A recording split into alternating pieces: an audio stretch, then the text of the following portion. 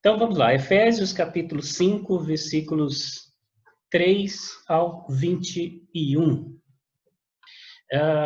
Primeiramente a gente viu ali, né, que no capítulo 4 ali, do 17 ao 24, ele fala, assim, em termos gerais, assim, sobre o despojar, né, do velho homem e revestir do novo. Então ele faz de forma geral, a necessidade de que os seus ouvintes, né, estivessem se despindo, deixando para trás tudo aquilo que fazia parte da natureza velha.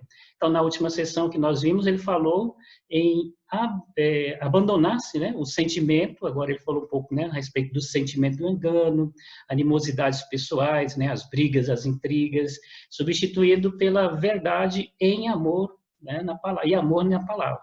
Tá? Então, pensando assim, pensamento e ação. Né? Então, ele estava pensando muito agora numa questão bem prática, né? De como eles deveriam viver esse amor, viver essa verdade, viver essa palavra na prática. Então, por isso que a gente vê, né, que existe sempre uma questão prática nos ensinos do apóstolo Paulo. E agora, nesse texto que nós lemos e vamos trabalhar hoje, né, nós somos tirados repentinamente assim da contemplação, né, do amor sacrificial e doador, né, de Cristo. Ele doou a si mesmo, e aí o que acontece?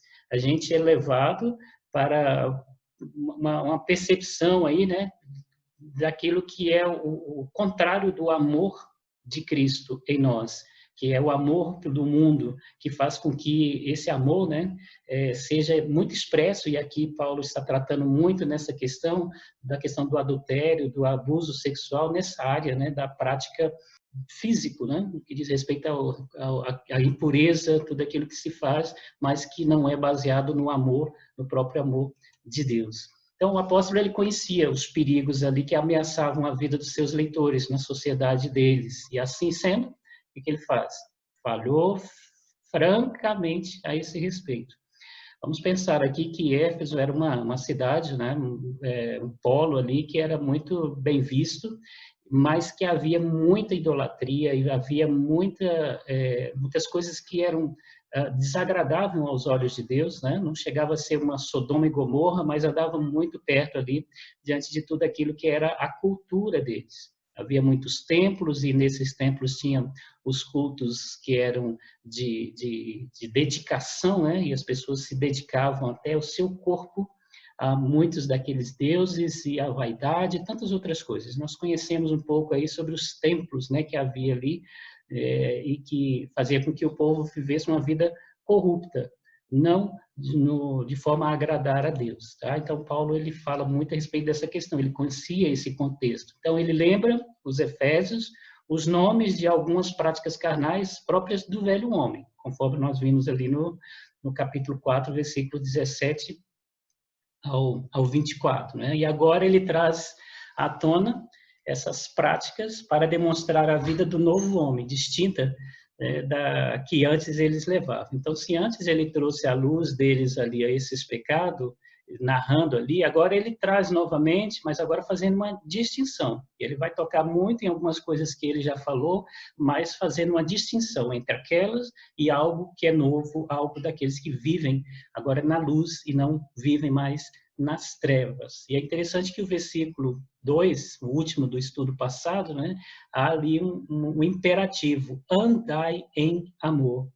Não é o amor carnal, não é o amor, né, que os homens desenvolvem no seu coração por seus próprios desejos, mas é o amor que vem do próprio Deus. Não o amor que é produzido pelo pecado, né, ou pelas trevas, aqueles que vivem nas trevas, mas aqueles que vêm pela salvação e que vivem em Cristo Jesus. E aí ele passa, então, a desenvolver, né, para andarmos em amor. Toda ação egoísta e carnal expressa em práticas carnais devem ser repelidas. Então, se é para andar no amor, o amor de Deus, então aquilo que diz respeito ao amor carnal, amor dos homens, tem que ser deixado para trás. Tá bom?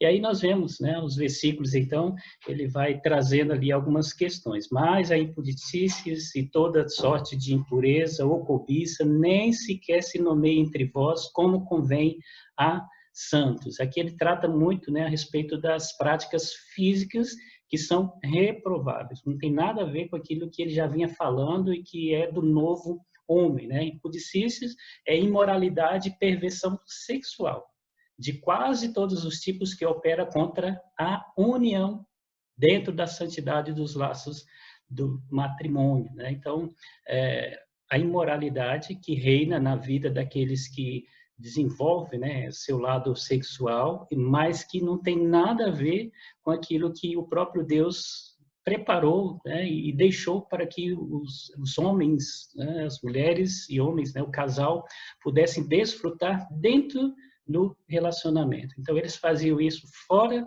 do relacionamento e fazia de forma abusiva, né, usando toda essa imoralidade, toda essa perversão, e assim as suas atitudes eram atitudes reprováveis. E muitos daqueles que estavam ouvindo a Paulo andaram por esse caminho, por isso que eles andavam nas trevas, agora não andam mais, não deve imitá-los.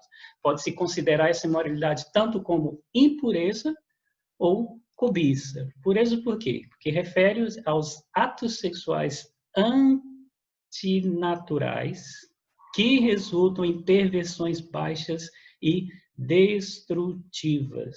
Tá? Então, são coisas baixas mesmo, né? Assim, degradantes, e que eles não deveriam imitar. Isso são impureza. E a cobiça, que tem a ver, né, está junto ali, tem o sentido de avidez, né, de todo gás ali, está diretamente ligado aos pecados de natureza moral e se caracteriza por uma paixão doentia. Isso também que diz respeito a questões sexuais também. Então, essa impudicícia, né, é algo que é reprovável, uma atitude, uma prática física que era reprovável, que as pessoas faziam com toda a impureza e com toda a avidez ali, né, e isso não agradava a Deus, não era a forma correta de andar, segundo agora o novo padrão. E aí ele mesmo disse, nem ainda se nomeio entre vós, né? Não só devem repelir, né, ser repelida aí essas práticas, mas também não lembrada entre os santos. Né? Lembrando mais uma vez aqui que muitos deles já viveram nessa prática quando estavam no mundo. Então, eles deveriam esquecer todas essas coisas e nem ser comentado, né, esse tipo de atitude, de prática que são reprováveis diante de Deus. Então, é o novo andar deles. Eles tinham que andar como filhos da luz, reprovando todas essas questões físicas. Mas ele coloca mais no versículo 4, nem conversação torpe, nem palavras vãs ou chocarrices, coisas essas inconvenientes. Antes, pelo contrário, ações de graça. Então, não são só práticas físicas, mas práticas verbais também que haviam ali que deveriam ser reprovadas. Né? Antes de se voltar para o lado positivo, né, o apóstolo aqui ele usa 3 palavras para descrever a conduta e a conversa que não deve, né, existir na vida do cristão. Então, antes dele falar do que deve ter, ele coloca aqui algumas coisas que não deve. Então, primeiro são aquelas práticas físicas, mas também existem as questões verbais e é tudo na mesma linha, tá? Conversação torpe. Né? Então, os vícios da fala, como gírias indecentes e palavras e expressões imorais, são impróprias do crente. Tá? Os palavrões, aquelas palavras que as pessoas que estão no mundo e que vivem as práticas, né, que vemos anteriores, falam e tem na sua boca, né, isso muito natural. Então, para os cristãos ali, eles não deveriam viver dessa forma, né, com essas atitudes, com esse vocabulário.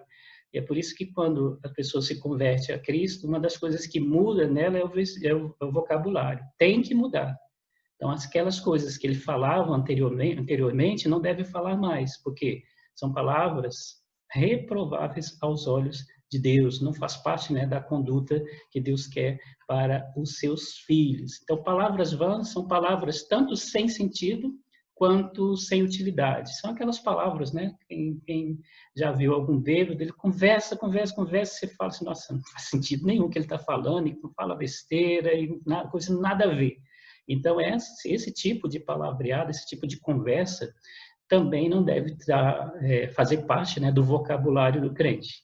Tá? Ele não deve falar coisas que é sem sentido, coisas que não trazem nenhum tipo de edificação. E as chocarrices, quer dizer, então, indecente, né? Ou seja, aí é o gracejo, atrevido, são as palavras, né, obscenas, então isso são chocarrices. Essas também, vê que tem tudo, né, a ver com aquilo que Paulo está dizendo da corrupção, né, tanto da mente quanto do físico, né, da questão física dos homens, e que não deveria e não devem acompanhar a vida daqueles que vivem agora na luz.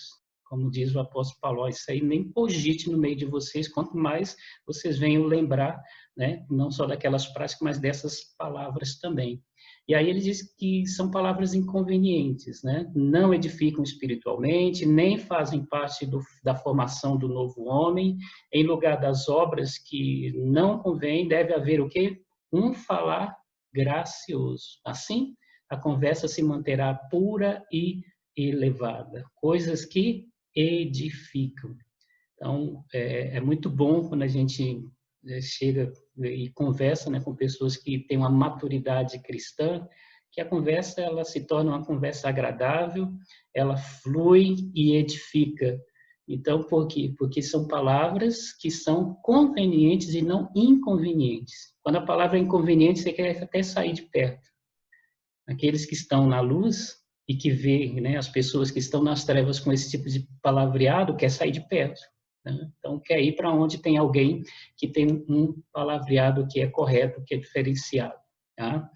Aí o versículo 5, sabei, pois isso, incontinente, ou impuro, ou avarento, que é idólatra, tem herança no reino de Cristo e de Deus. Ou seja, as pessoas que têm aquelas práticas, elas têm um grande risco. Né? Ele enfatiza aqui o fato de que todos os crentes já conheciam aquilo, aqueles perigos, e relembra alguns deles aqui. Né? Então, ele faz apenas uma lembrança. Sabei, pois, ou seja, vocês já sabem o que eu vou falar aqui. O quê? E aí ele coloca aqui, né? Nem incontinente, que é a questão da fornicação, né? Que aqui está muito em voga hoje aquele negócio do ficar. Ah, fiquei com fulano, né? Ou seja, tem um encontro hoje, tem uma relação sexual com essa pessoa, amanhã ela tem com outra, ficou com outra. Isso é fornicação que acontece entre pessoas que não são casadas ali, né? Então, no caso, essas coisas não deveriam ter. Pessoas que praticam isso, né? Que pratica a fornicação, que pratica a impureza, que foi o que nós vimos agora há pouco, né? Os atos sexuais pervertidos, ou a avareza, que é o desejo excessivo pelo que não se deve ter, essas pessoas estão em graves riscos, né? Eles são considerados como pessoa idólatra, ou seja, alguém que se apega às coisas que governam o coração dele. Então, é isso que está no coração dele. Então, por isso que a palavra de Deus fala onde está o teu coração, né? Onde está o teu tesouro, ali está o teu coração. Então, se Deus está no teu coração, então é Ele que você vai adorar, Ele que vai valorizar. Mas se existem outras coisas, é elas que você vai valorizar e que vai ser a sua adoração, o seu ídolo. Então, essas coisas têm que ser deixadas de lado. As pessoas que têm esse tipo de prática e não querem deixar, aquilo é como um ídolo para ela. Ela é idólatra, porque ela valoriza muito essas práticas e essas coisas. Né? Então, as consequências dos pecados que acabou de enumerar ali, né? Em comum com todos os pecados não abandonados, excluem os homens do reino de Deus. Então, ele diz aí, né, que essas práticas fazem com que essas pessoas sejam excluídas do reino de Cristo e do reino de Deus. Então, isso só por si, essas práticas já excluem, já faz com que a pessoa esteja longe, né, do reino de Deus e não consiga desfrutar dessas bênçãos. Mas ninguém era tão ingênuo ou inocente a ponto de desconhecer esses perigos citados. Por isso que ele coloca, né, sabeis. Então, você já sabe, só estou aqui dando uma pincelada, reforçando para vocês, porque vocês já sabem. Né? Isso, desde o começo, quando eles foram evangelizados, discipulados, eles ficaram sabendo dessas verdades. E agora, Paulo estava reforçando para que eles, de fato, não viessem praticar, mas que viessem viver de forma diferente. Ninguém vos engane com palavras vãs, porque por essa causa, né, vem a ira de Deus sobre os filhos da desobediência. Então, como ele já falou, que as práticas, aquelas más práticas, fazem com que as pessoas estejam longe do reino de Deus, mas longe desse reino que vai ser lá no final, tem consequências aqui da ira de Deus.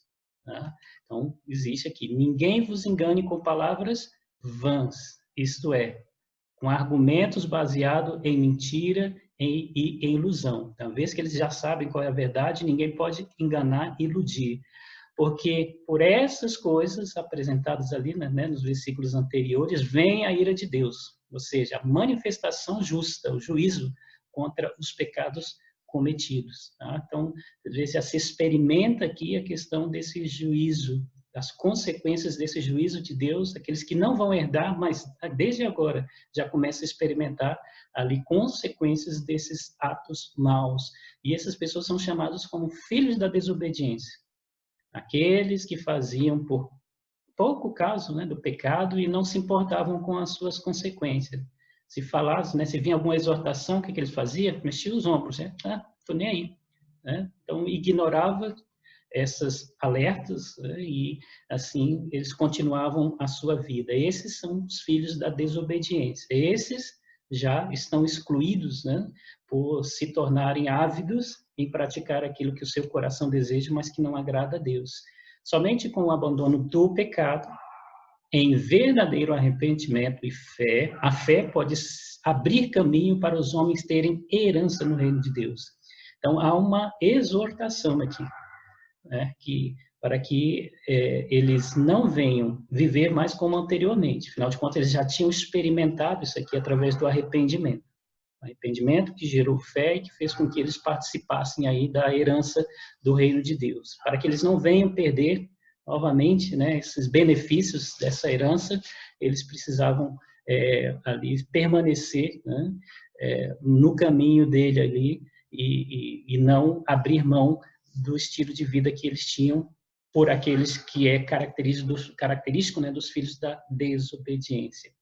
E aí ele diz, portanto, não sejais participantes com eles. Há uma incompatibilidade muito grande entre as ações daqueles que estão nas trevas para aqueles que estão na luz, né? Então, a associação fácil que certos crentes fazem com os descrentes é muito perigosa, porque pode torná-los acessíveis a possibilidades de pecado.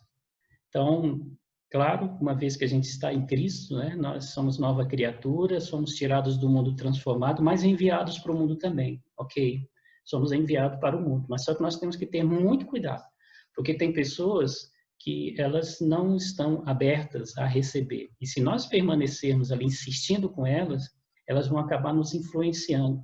Então, ela, ao invés de eu ser bênção na vida dela, ela vai ser maldição na minha vida. Então, entrega nas mãos de Deus, ora para que Deus envie outra pessoa e fuja, porque dependendo dessa companhia, né, ela pode ser muito perigosa e pode te levar a cair, né? Então, o diabo, ele usa essa armadilha também, mesmo a gente tendo boas intenções, mas ele usa isso contra nós, tá? O novo homem deve evitar amizades mundanas capazes de influenciar a sua vida e levá-lo a participar de pecados que contrariam a nova vida em Cristo.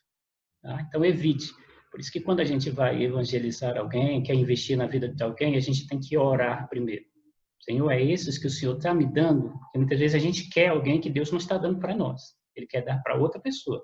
Porque essa pode ser um risco muito grande para as nossas vidas. Tá? Então, antes de você investir na vida de alguém, ore primeiro, para que ela não venha, né, fazer mal à sua vida, ser mal na sua vida e tudo aquilo que você planejou para ela vir por água abaixo, porque o inimigo foi astuto, né, e fez com que você caísse. Okay? Então, Paulo estava preocupado nesse sentido com aqueles irmãos ali. Tá? E aí ele diz mais, pois outrora éreis trevas, porém agora sois luz no Senhor, andai como filhos da luz. A expressão filhos da luz faz contraste com filhos da desobediência. Né? Então, eles são filhos da luz e aqueles eram filhos da obediência. Aqueles eram trevas para aqueles que eram da luz. Agora, esses que são da luz têm que ser luz para a vida daqueles que estão nas trevas. E aí nós temos uma grande responsabilidade, né, para iluminar o caminho desses. Outrora, séries. A expressão está o quê? No passado.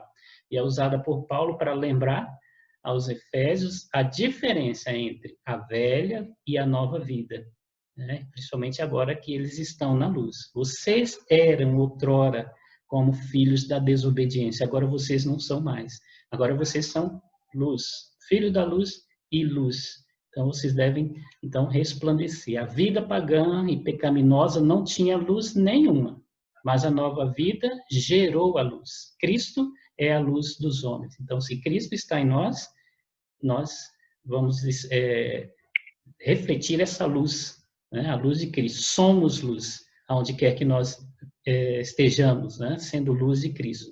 Só que se deixarmos que as coisas que são do mundo tomem conta de nós, vai se tornar trevas, então, as nossas vidas, né? Então, é isso que Paulo não queria. Continue na luz. Vocês são filhos da luz. Então, vocês não façam com que as trevas venham novamente para vocês e ofuscar o brilho de Cristo. Então, as obras das trevas eram infrutíferas, não produzia nada de bom. Mas agora as obras das luzes têm fruto do Espírito, né? Paz, alegria, amor, longanimidade, bondade e tantas outras coisas, além daquilo que nós podemos oferecer para a vida daqueles que estão, né, ao nosso redor. Então, há essa questão de ser observada também, né? Então, quem está nas trevas, ele não tem fruto nenhum bom, só coisa ruim, só destruição. Tudo que ele faz é destruir. Mas aqueles que estão na luz, eles conseguem, então, ter ali a vida eterna. Aí ele diz que era para eles andar, né? Outrora vocês eram trevas, né? Agora vocês são diferentes, né? Então, andai como filhos da luz. Então, não ande, se vocês são filhos da luz, não ande como se fosse alguém que fosse das trevas. Devem conduzir suas vidas de acordo com essa nova natureza que lhes foi dada em Cristo e prosseguir a jornada de vida irradiando a luz de suas vidas. Ok? Então, acho que ficou bem claro aí para nós aí. E aí, o versículo 9, ele diz, porque o fruto da luz consiste em toda bondade, justiça e verdade. E é interessante vermos essa questão aí, né? Porque diz respeito ao caráter, o novo caráter do cristão. A luz manifesta-se nas nossas ações e reflete o nosso caráter transformado pelo Evangelho. Aquilo que nós fazemos, né, é fruto daquilo que está dentro de nós. Tem que ser algo natural. E aí ele coloca 3 palavras bem interessantes, né, para a gente refletir, principalmente porque ele considera que Deus é luz e os seus filhos andam nessa luz como filhos de luz. Estão em Deus, andam nessa luz, mas como filhos de luz, não peregrinos, né? E aí ele coloca algumas questões, por exemplo, que reflete esse caráter, a questão da bondade. Além da ideia de retidão moral e integridade, expressa também a força atrativa de um caráter, de um belo caráter. Alguém que é bom para com o próximo, né? É aquele que perdoa, é aquele que anda uma jornada a mais, é aquele que é paciente e tal. Então, ou seja, a gente olha os outros com outros olhos e no nosso coração tem o desejo de bondade, né, e de integridade e de uma vida moral que agrada, mas também que abençoa a vida do outro. Justiça, nada do que é corrupto e injusto nos relacionamentos do homem para com seu semelhante deve existir. Tá? Então, uma vida que é de justiça, nada de engano, vimos muitas coisas atrás ali já, né, de engano e tantas outras coisas que só trazem prejuízo para a vida do outro. Mas tem que ser coisas, então, que vai edificar, sermos justos para com as pessoas, né, para que elas possam ser edificadas. E a verdade, quando as trevas da ignorância, cegueira, erro e engano se vão, surge a verdade como fruto da luz que Cristo traz. Conhecereis a verdade vai libertar você de toda essa ignorância que você tinha, de toda essa cegueira, de todo o erro e engano do qual você era dominado. Agora existe a verdade. Por isso que Paulo fala, vocês já sabem tudo isso. Por quê? Porque agora a luz de Cristo está neles e essa luz revela a verdade que só vem de Deus. Então, provando sempre o que é agradável a Deus, ou seja, os atos têm que ser atos de bondade, de justiça, mas que devem revelar, acima de tudo, ali aquilo que é a vontade de Deus. Além do mais, suas vidas como filhos da luz deviam obrigá-los a uma escolha do que é agradável ao Senhor. Então, não é mais o desejo do coração, não são mais propenso, né, aos deuses do meu coração, os meus desejos, mas agora eu preciso ver qual que é a vontade de Deus para que eu possa tomar decisões segundo a sua vontade, não segundo o meu coração, não segundo o meu desejo. A luz de Deus é dada, mas isso não tira dos homens a responsabilidade de pensar e de escolher.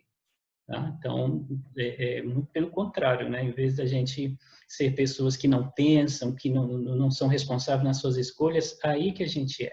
Porque a gente sabe que precisa agradar a Deus, precisa fazer a vontade dele. E ninguém vai conseguir fazer se não ouvir direito o que ele tem a dizer e se não fizer as escolhas corretas. Então, são as nossas escolhas que fazem quem nós somos. Não aquilo que nós pensamos, mas o que nós escolhemos fazer diante daquilo que temos como informação ali, né? Os desejos e as escolhas daqueles que andam na luz são controladas pela determinação prévia de não procurar ser agradável a si mesmo, mas a seu Senhor. Então, isso vai determinar muito aquilo que nós vamos fazer, né? Se nós temos ou não a intenção de agradar a Deus, porque é uma decisão que a gente toma antecipadamente. Eu quero agradar a mim ou agradar a Deus? Então, diante de qualquer projeto, diante de qualquer coisa que a gente vai fazer, a gente tem que ter na nossa mente, eu quero agradar a mim ou agradar a Deus? Então, isso vai fazer com que as nossas atitudes vá para uma dessas direções. Tá? Então, faça uma escolha agradável. Essa era a orientação de Paulo. Né? Vocês precisam fazer, sejam bons, sejam justos e façam escolhas que sejam agradáveis a Deus e não que sejam agradáveis a vocês mesmos.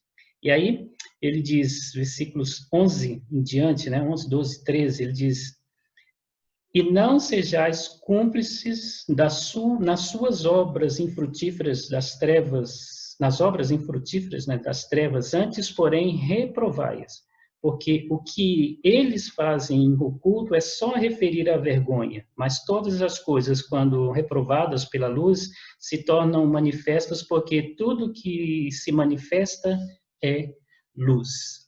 Ou seja, a velha vida, que era de trevas, caracteriza aí por obras infrutíferas, que não têm resultados positivos, que não acrescenta nada à vida de ninguém, muito pelo contrário, só suga, só destrói. Tá? Então, essas são obras infrutíferas, obras más. Uma vez que as trevas foram banidas com a vinda da luz, não devemos ser cúmplices delas novamente, né? Mas reprová-las.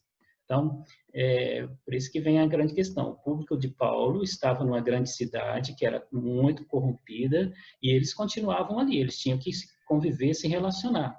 E eles tinham que se distinguir. A vida deles agora, né, deviam ser agora com boas obras e não seguindo as obras daqueles que vivem ainda nas trevas, porque eles vivem agora na luz. Tá? Eles tinham que reprovar, não aprovar, não realizar as mesmas obras que aqueles outros faziam, que eram tudo infrutífera. Reprovar o cristão por meio de uma vida essencialmente diferente daqueles que o cercam, mais do que pela reprovação verbal, deve expor os pecados desses ímpios. Tá?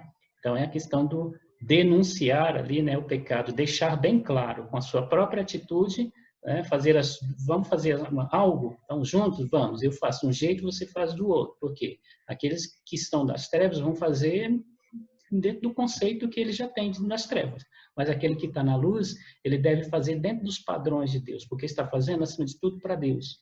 E para que os outros possam ter essa distinção, né, de que o outro está fazendo errado, ele precisa, mais do que nunca, fazer segundo o padrão do próprio Deus. Tá?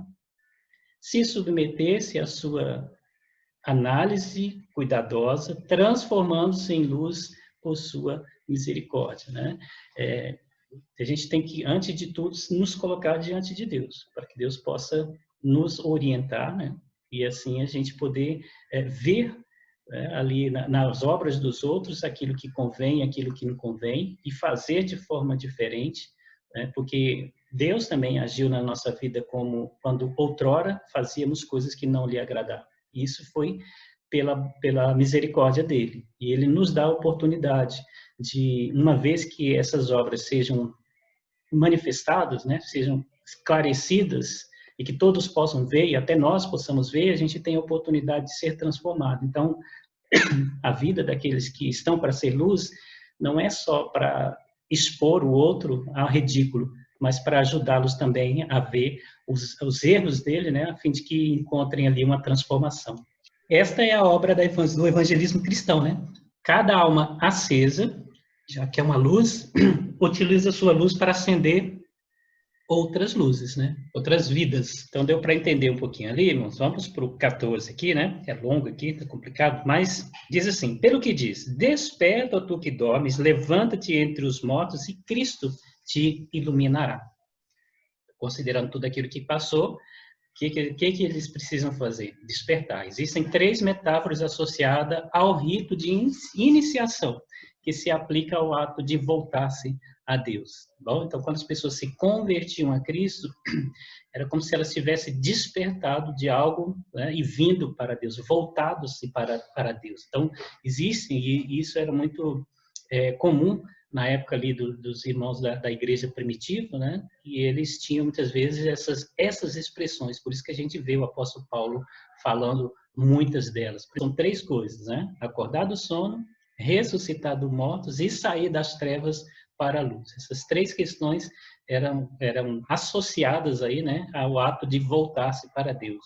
Aqui Paulo usou essa metáfora, né, do despertar. A ordem é para quem está morto espiritualmente, e o despertar aqui é para a vida espiritual. E ele diz, levanta-te de entre os mortos, ou seja, é um chamado para sair do meio dos mortos e deixar as trevas da morte, né, espiritual, vir para a luz que é Cristo.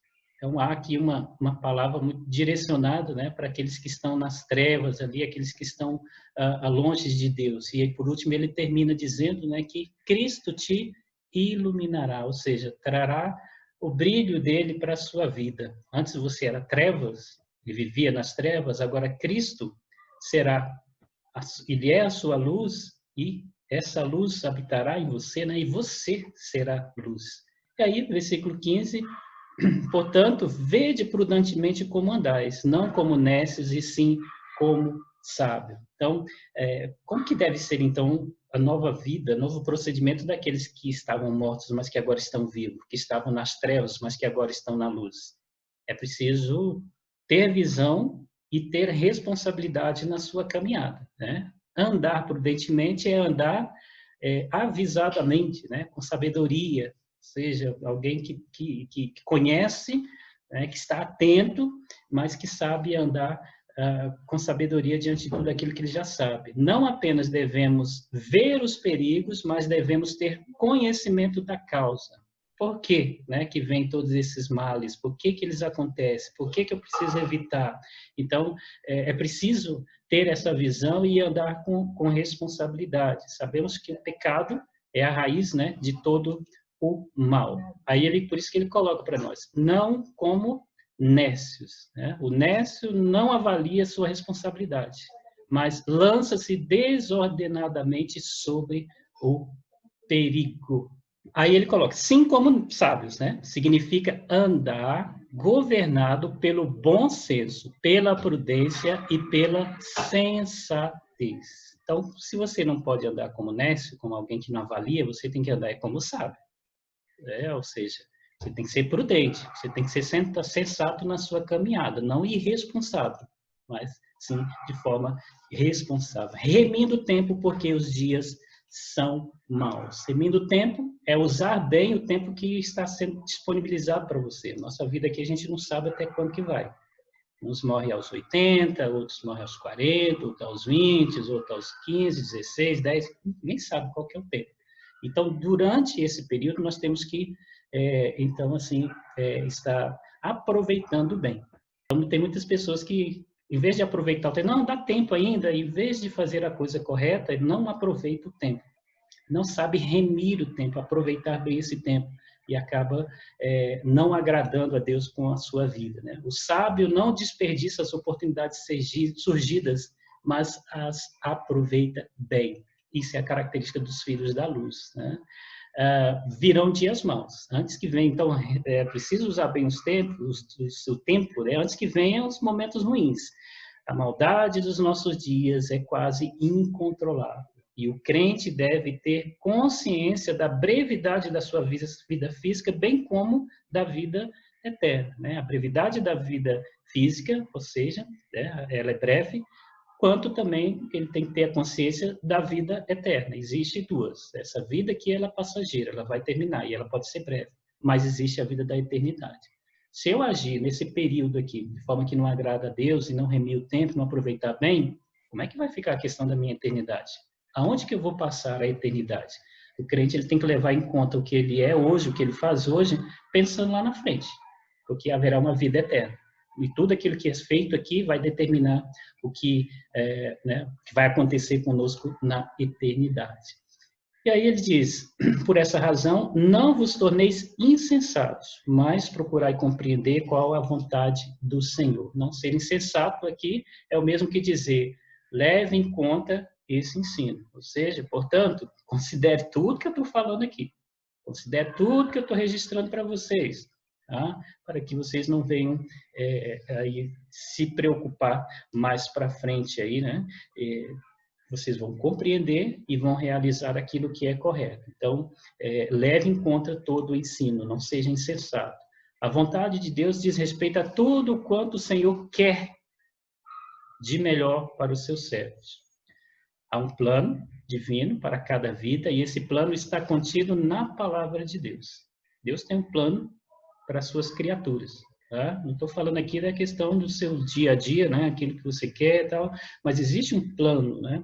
Aí na história de Deus para a sua vida, para a vida de cada um de nós. E descobrir, né, o que é, e a gente já viu isso no início do livro, falando para que nós fomos criados. Então, nós precisamos ter essa consciência, né? E procurar fazer sempre essa vontade de Deus. O que eu posso fazer que Deus seja glorificado?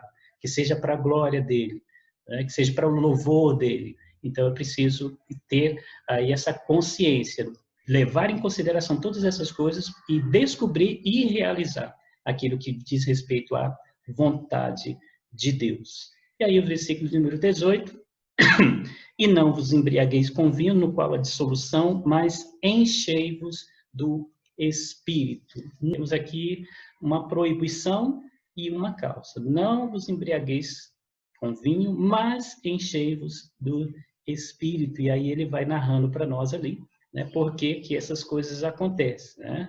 Então, vamos lá. A Bíblia fala de vinho em 3 sentidos. Okay? Então, sentido positivo é o vinho que pode ser bebido saudável para alimentar e fortalecer fisicamente. Isso aí, principalmente, aqueles que trabalhavam, né, na roça, antigamente, lá na época bíblica, ali, por exemplo, havia muito isso. Então, era algo que fortalecia fisicamente aqueles trabalhadores rurais ali, né?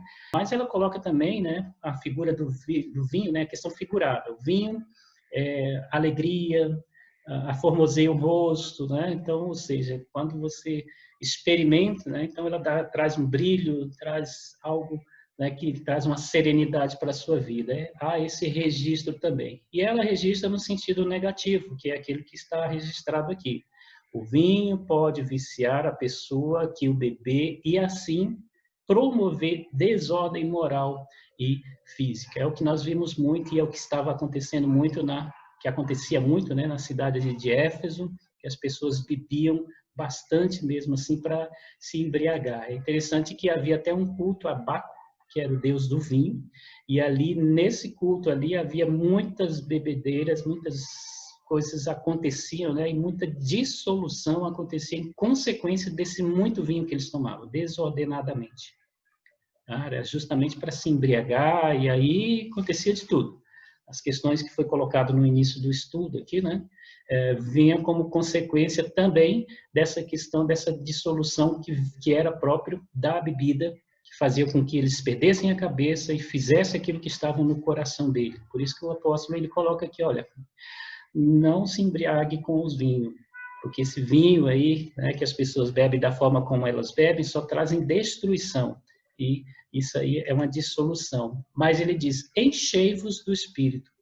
Paulo, ele apresenta o único Deus poderoso capaz de encher de sabedoria e de toda alegria aqueles que o servem, né? Aqueles que são seus filhos. Então, vocês querem alegria, vocês querem vigor, bebam do Espírito, né? Não se embriaguem aí com o vinho aí, porque vai levar vocês para o mau caminho e vocês vão, né, ser idólatras, porque tudo aquilo que está no coração de vocês vão se curvar para ele, vai realizar. Mas beba do Espírito, encha do Espírito, porque o Espírito é que vai trazer alegria, vai levar o seu coração na direção daquilo que é agradável, né? E que Deus deseja que os seus filhos vivam e experimentem. Alegria que jamais outro Deus poderia dar-lhes, só o Espírito pode dar. O Espírito traz alegria, alegria verdadeira. Tá? E aí ele diz, qual que é o efeito, né, desse Espírito? Falando entre vós com salmos, entoando e louvando de coração o Senhor com hinos e cânticos espirituais. Então, quando a pessoa enche do Espírito, né, esse Espírito produz no crente o desejo ali de louvar e de adorar a Deus. Se não for cheio do Espírito, não vai chegar na presença dele como algo agradável. O versículo 19 fala de 3 tipos aí de cânticos, né, de forma de adoração. Salmos, que é referindo aos salmos que tratam, né, de vários temas comuns à vida cristã, e esses salmos aí, normalmente, a maioria deles eram cânticos, acompanhados com os instrumentos específicos, então cada um deles tinha ali o seu instrumento e dizia respeito a alguma situação, né, na vida dos homens ali. Então, esses salmos eram próprios também para louvar a Deus. Pode louvar a Deus com salmo, mas ele diz com hinos, esses cânticos de louvor a Deus, mais entoado espontaneamente, né, vindo ali do coração, né? Então são cânticos que não são aqueles salmos, mas são outros cânticos que nasce, né, dali da reflexão, sai uma poesia, um poema, mas algo que vem do coração, um cântico que é cantado e que é louvado, né, que Deus é louvado com eles também. Tá? E aí, por último, ele diz cânticos espirituais. Esses cânticos espirituais são os cânticos do nosso espírito interior, louvando a Deus espontaneamente, espontaneamente, né? Louvando a Deus aí de uma forma muito espontânea, muito verdadeira, e que só nós mesmos sabemos que nós estamos louvando a Deus com algo lá de dentro. Tá? E é interessante que a melodia pode estar algumas vezes no coração só, e não ser expressa por meio de sons, e serem dirigidas ao Senhor. Às vezes você não tem nenhuma melodia saindo nos seus lábios, e nem muitas vezes sua mente consegue definir uma melodia, mas está saindo coisas lá do seu coração que é só entre você e Deus. São cânticos espirituais, são formas, né, de se adorar, de se louvar a Deus. Então, isso é efeito do quê? Do enchimento do Espírito. E aí ele diz mais também, né, versículo 20, dando sempre graças por tudo ao nosso Deus e Pai, em nome do nosso Senhor Jesus Cristo. Então, a nossa vida, diferente, a vida agora do Espírito, tem que ser com cânticos, mas tem que ser com ações de graça aí, por essa plenitude que nós temos em Cristo. Quando nós estamos cheios do Espírito Santo, aprendemos a dar graças por tudo e em tudo. E parece que é difícil, né? Mas quando a gente enche, né, quando a gente está buscando a plenitude do Espírito, a gente consegue força, a gente consegue ali realmente fazer essas coisas que de forma a agradar a Deus. A expressão por tudo inclui a bonança e a tempestade, a saúde e a doença, a alegria e a tristeza. Quando sabemos dar graça por todos, estamos aptos para conquistar a vitória maior. Tá? Então, muitas vezes a gente quer algo tão grande, a gente só pede e nunca é grato. Quando você agradece, abre-se as portas para você receber, não só aquilo, mas outras coisas que Deus tem preparado. Esse tipo de ações de graça é uma forma de adoração a Deus que resulta em bênçãos. Tá bom? Então, não esqueça disso. E, por último, versículo 21 diz, sujeitando-vos uns aos outros no temor do Senhor. Então, a sujeição aqui tem sentido o quê? De mutualidade. Né? Então, um sujeitar ao outro. E quebra todo o individualismo dentro do corpo de Cristo, né? Dentro da igreja ali que trabalha em comunhão. É eu depender do outro, é eu valorizar o trabalho do outro, é eu, né, achar, né, que o outro tem muita coisa a me oferecer e me dispor a oferecer algo para ele também. Né? O fato de estar com o Espírito não quer dizer que eu sou melhor do que os outros, mas eu me submeto. Todos os membros desse corpo trabalham em unidade e sujeição. Tá? Então, não esqueça. A expressão temor, né, de Cristo fala do respeito devido a Deus e ao reconhecimento da sua soberania sobre as nossas vidas. Então a gente trabalha, a gente se sujeita um ao outro por temor a Deus, né, por respeito àquilo que Ele é, aquilo que Ele tem feito em nossas vidas, pela própria soberania dele, fazemos parte do corpo dele e como corpo devemos viver essa unidade por amor a Deus, por causa desse Deus que nos chamou para ser este corpo. Portanto, toda sujeição deve acontecer no temor de Cristo, visto que a nossa esperança e a nossa glória é Cristo. Tá? Então, não é por nós mesmos, né, nos gloriar que a gente se sujeita. A gente se sujeita porque somos de Cristo. Ele, né, é a nossa esperança, Ele é o nosso Senhor, né, o nosso Salvador, e nós somos parte do corpo dele, ele é a cabeça. Então, nós nos sujeitamos uns aos outros por causa dele. Tudo isso é fruto daqueles que procuram andar como filhos da luz. Deixa as coisas ruins para trás, mas vive da forma como Deus deseja. 3 questõezinhas para a gente refletir um pouquinho. Deus, ele nos chama para mudanças. Deixar de ser trevas e ser luz, né? Então, para nós não sermos pessoas que não promovem, né, mudanças na vida dos outros, mas se adequa a elas, a ser pessoas que iluminam, que faz com que as pessoas possam refletir e ter mudanças ali também. Então, ele nos chama para ter uma postura diferente. Ele espera que o conhecimento da sua vontade nos leve a um processo em que nosso comportamento se ajuste a esse conhecimento. Então, não basta conhecer a respeito de Deus, é preciso viver de acordo com aquilo que Ele ordena para nós. Não basta conhecer como que é o padrão de vida, é preciso viver esse padrão de vida. Precisamos ser sábios, aproveitando todo o tempo para buscar conhecer e se ajustar à vontade de Deus, contando com a ação do Espírito Santo. Sem o Espírito Santo nós não vamos conseguir. Tá? Lembramos que nós só andamos na luz porque essa luz está em nós. Cristo Jesus e o Espírito que opera em nós que nos direciona, né, para esse andar verdadeiro, andar que agrada a Deus em todas as coisas.